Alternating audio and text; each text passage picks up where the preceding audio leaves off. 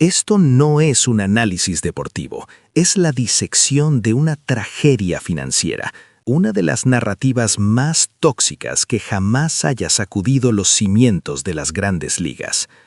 Durante meses, la opinión pública ha dictado su sentencia: la cancelación unilateral del contrato de $765 millones y 15 años, el más grande en la historia de la humanidad deportiva, por parte de los dueños de los Mets, fue un acto de avaricia desenfrenada, un sacrilegio capitalista. Se nos ha dicho que el propietario es un villano, un depredador, que rompió un pacto sagrado solo porque el rendimiento del jardinero, al que llamaremos Soto, bajó ligeramente en la temporada 2025. Pero si nos quedamos en la superficie de los 765 millones, hemos perdido la partida antes de que el primer lanzamiento se hiciera. La verdad es infinitamente más oscura y nos obliga a confrontar una pregunta incómoda. ¿Qué ocurre cuando el dinero no compra rendimiento, sino que financia la autodestrucción cultural de una franquicia centenaria? ¿Y quién es el verdadero culpable de este colapso? Ese es el misterio que prometo desentrañar hoy. Muchos han alzado la voz, condenando a la directiva. Permítanme citar al doctor Elías Mendoza, reputado economista deportivo que apareció en todas las cadenas, quien sentenció: esto es el apogeo de la tiranía corporativa. Un acuerdo de 765 millones no es una opción de menú que se cancela por capricho. Es una promesa que lleva el peso de la ciudad, un compromiso con una generación de fanáticos. Los Mets actuaron por arrogancia. Punto. Esta visión es reconfortante, simplista y absolutamente errónea.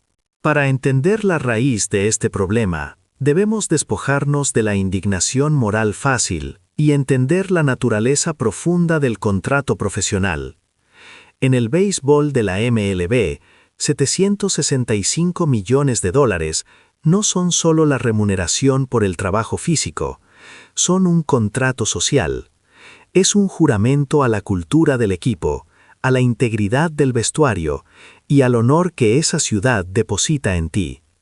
Ese dinero, que representaba un sin precedentes 5% del valor proyectado de la franquicia en 2024, superando el récord anterior por casi 7 puntos porcentuales, no se pagó solo por los jonrones, sino por ser un faro de comportamiento, un custodio de los valores de la organización. Soto aceptó esta gigantesca suma y, al hacerlo, asumió un deber que trascendía lo económico. Tenía la obligación de nutrir el orgullo de Nueva York y defender la cultura del club. Pero el registro histórico, los testimonios que el público general nunca vio, pinta un panorama de sabotaje interno. El contrato se deshizo porque Soto, deliberada y consistentemente, inyectó el veneno del materialismo y la soberbia en la vena yugular de los Mets. No se trata de una mala racha, se trata de una destrucción sistemática.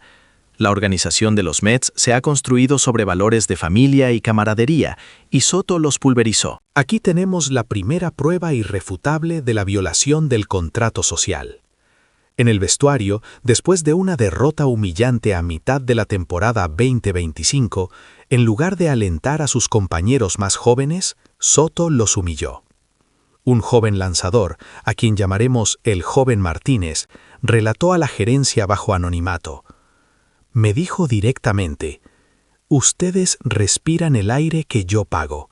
Mi edad es el 23% de todo este vestuario. ¿Quién eres tú? Otras múltiples fuentes verificaron que Soto se dirigió al equipo completo con la frase lapidaria: literalmente, ustedes están viviendo de mi nómina. Esas palabras no son las de un líder, son las de un destructor de moral, un acto que rompió la cohesión del equipo de manera irreparable.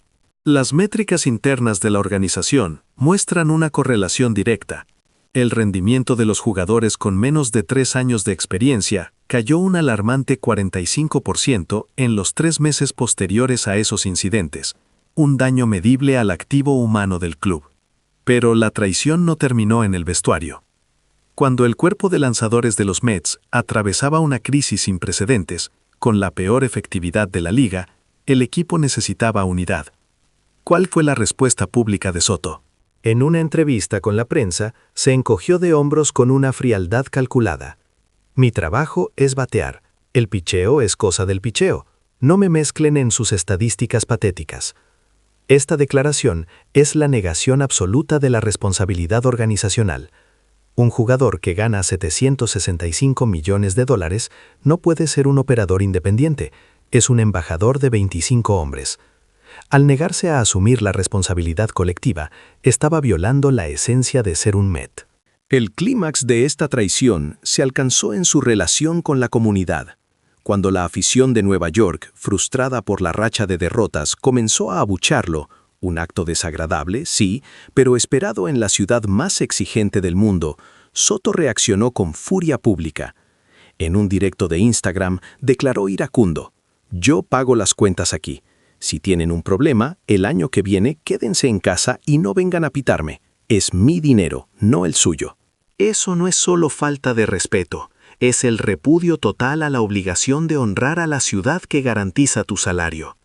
Su desprecio por el contrato social alcanzó su punto más bajo cuando, en la temporada baja, criticó abiertamente a los Mets ante los medios de su país natal, llamándolos una organización sin alma, llena de bolsillos profundos.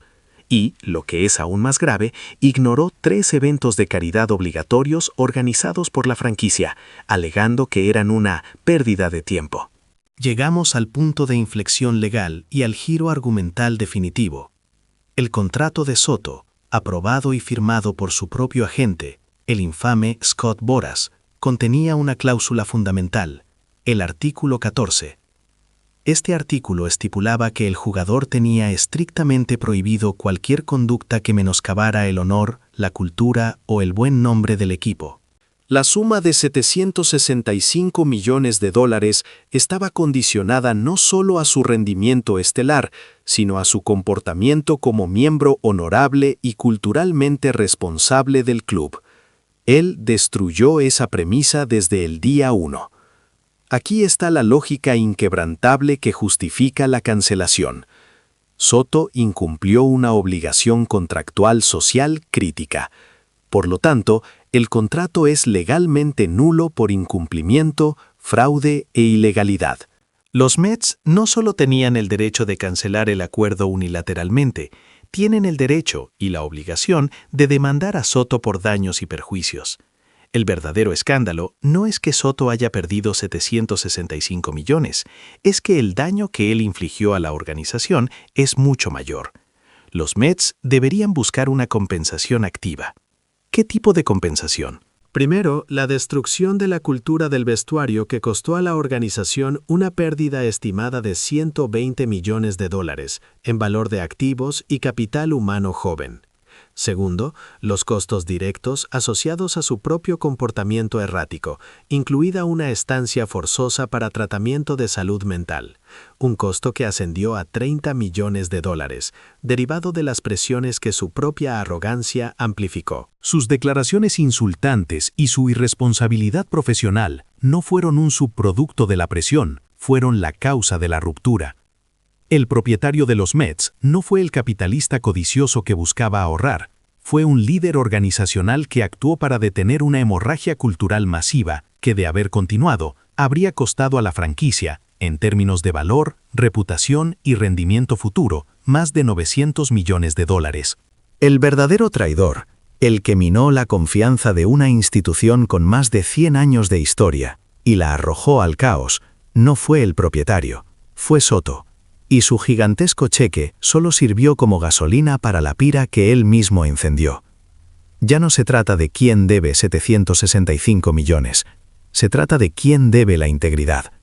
Y esa deuda, por ahora, recae firmemente sobre los hombros del jugador que juró honrar a Nueva York, pero solo se honró a sí mismo.